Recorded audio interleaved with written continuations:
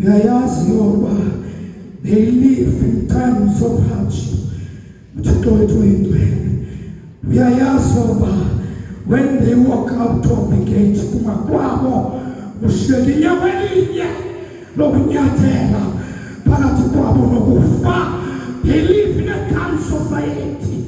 Uthixo wethu oyingcwele. Kodwa ngokuvuma siphukumise into zakokwethu, into zesulu. Uthixo wethu oyingcwele. Into ubaphathe, ubaphakamise, uwagcine phakathi kwentosempesa abaphila kulo. Banika amandla okumelana nesilingo, banika ulumko. Uthixo wethu oyingcwele, bokwayisiphathezelo uwagcine phakathi kwentshaba emsebenzini, balondoloze bakwe-facts. Uthixo wethu oyingcwele, that are wanting them to fall apart.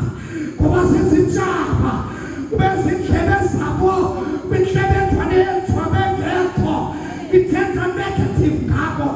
BekuThixo lithi itarhu lakho lihlephe isilithu njengoba ithemba lethu likuwe.